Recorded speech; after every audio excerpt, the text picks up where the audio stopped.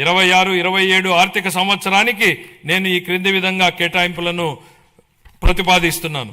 పాఠశాల విద్యాశాఖకు 32,308 కోట్ల రూపాయలు.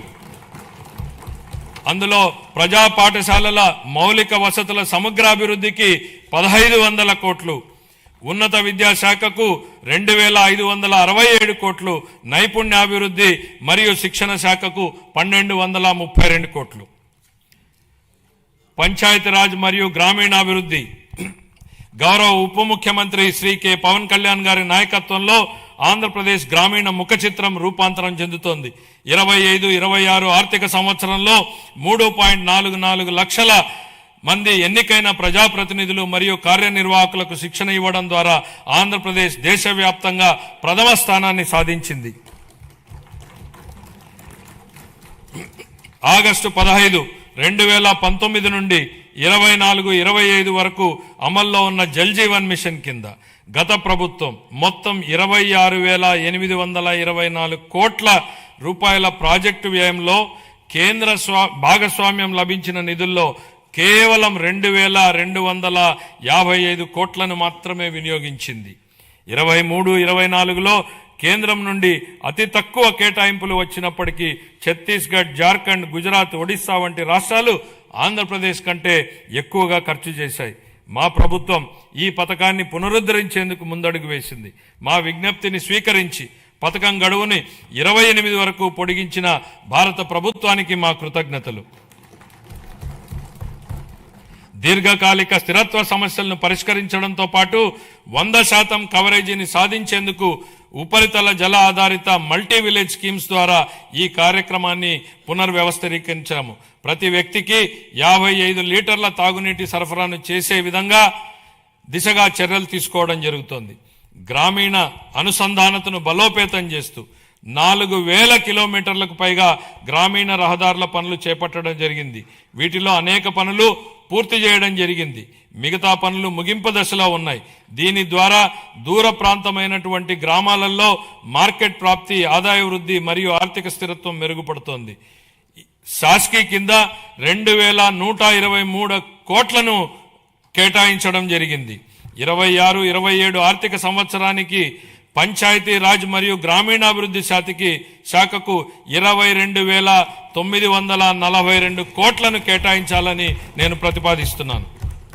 పర్యావరణం, అటవీ, విజ్ఞాన శాస్త్రం, సాంకేతిక శాఖ 2019-20 మధ్యకాలంలో పరిపాలన వైఫల్యాల కారణంగా ఎర్రచందనం అక్రమ రవాణా, అక్రమ గనుల తవ్వకం, అటవీ భూముల ఆక్రమణ వంటి ఘటనలు చోటు చేసుకున్నాయి.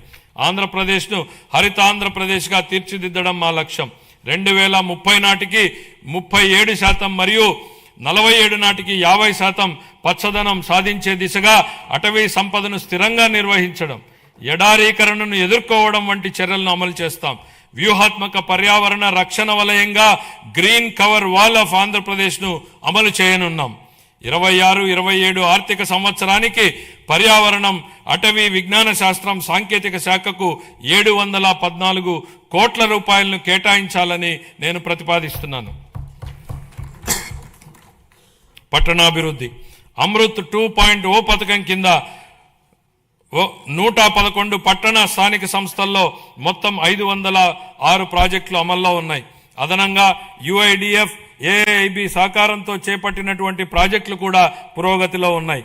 ఈ ప్రాజెక్టులన్నింటికీ 2027 డిసెంబర్ నాటికి పూర్తి చేయాలనే లక్ష్యంతో ముందుకు సాగుతున్నాం. ఆ సందర్భంలో 2 సంవత్సరాల వ్యవధిలో UIDF కింద ఆంధ్రప్రదేశ్కు అదనంగా 4,000 కోట్లను మంజూరు చేయడంలో సహకరించిన గౌరవ కేంద్ర ఆర్థిక మంత్రి గారికి మా కృతజ్ఞతలు. 1982లోనే స్వర్గీయ ఎన్టీ రామారావు గారు ఆహార భద్రతా ప్రాధాన్యతను గుర్తించారు. అదే స్ఫూర్తితో మా ప్రభుత్వం 204 అన్నా క్యాంటీన్లను నిర్వహిస్తోంది. 2000 మార్చి నాటికి వాటి సంఖ్యను 275కు పెంచి అతి పేద ప్రజలకు కూడా తగిన ఆహారం అందుబాటులో ఉండేలా చేసి ఆకలిని నివారించడమే మా లక్ష్యం.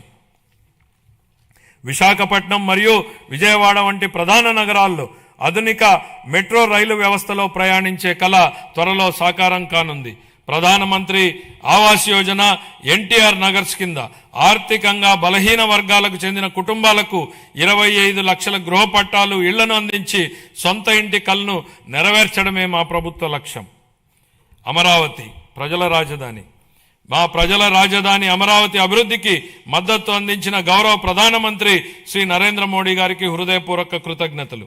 ఆంధ్రప్రదేశ్ శాశ్వత రాజధానిగా అమరావతికి చట్టబద్ధత హోదా కల్పించే ప్రక్రియ ప్రారంభించినందుకు ఆయనకు ప్రత్యేక ధన్యవాదాలు.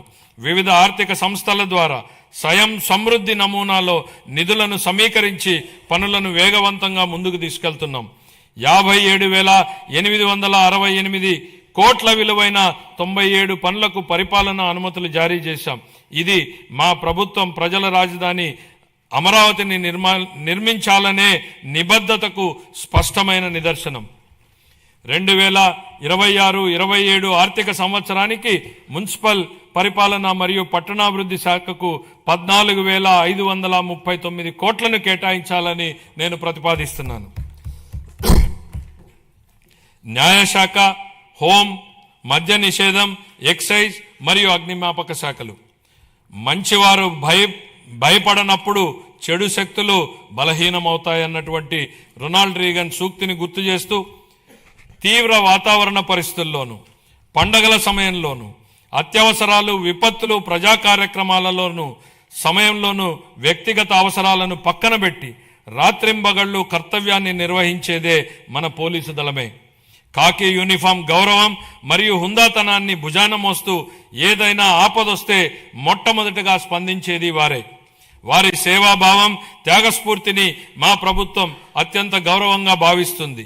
గత పాలనలో దెబ్బతిన్న పోలీసు వ్యవస్థ గౌరవాన్ని పునరుద్ధరించేందుకు మా ప్రభుత్వం కట్టుబడి ఉంది. గౌరవ ముఖ్యమంత్రి గారి హామీ మేరకు శాంతి భద్రతల యంత్రాంగాన్ని సమూలంగా మార్చడానికి ఈ క్రింది ఆధునీకరణ మరియు సంక్షేమ చర్యలు తీసుకుంటున్నాం. పోలీసు శాఖకు 3,000 కొత్త వాహనాలను త్వరలో అందించనున్నాం. డిజిటల్ అరెస్టులు, ఆన్లైన్ మోసాల వంటి ఆధునిక నేరాలను ఎదుర్కొనేందుకు ప్రతి జిల్లాలో ప్రత్యేక సైబర్ పోలీస్ స్టేషన్ను ఏర్పాటు చేస్తున్నాం. స్మార్ట్ పోలీసింగ్ ల్యాబ్ల స్థాపన, కృత్రిమ మేధస్సు ఆధారిత ప్రాజెక్టులు, ఆధునిక కమ్యూనికేషన్ భద్రతా పరికరాలు, సీసీటీవీ మరియు డ్రోన్ వినియోగంలో సాంకేతికంగా దృఢమైన పోలీసు వ్యవస్థని నిర్మిస్తున్నాం. కొత్త ఏపీ పోలీస్ అకాడమీ స్థాపన కోసం 94 ఎకరాలు కేటాయించాం. నిర్మాణ పనుల ప్రారంభానికి ఈ సంవత్సరంలో 15 కోట్ల రూపాయల కేటాయింపును ప్రతిపాదిస్తున్నాను. శ్రీకాకుళం, రాజమండ్రి, ప్రకాశం, చిత్తూరు జిల్లాల్లో 4 కొత్త ఇండియా రిజర్వ్ ఏపీఎస్పీ బెటాలియన్లను ప్రారంభించి 3,920 పోస్టులను మంజూరు చేశాం.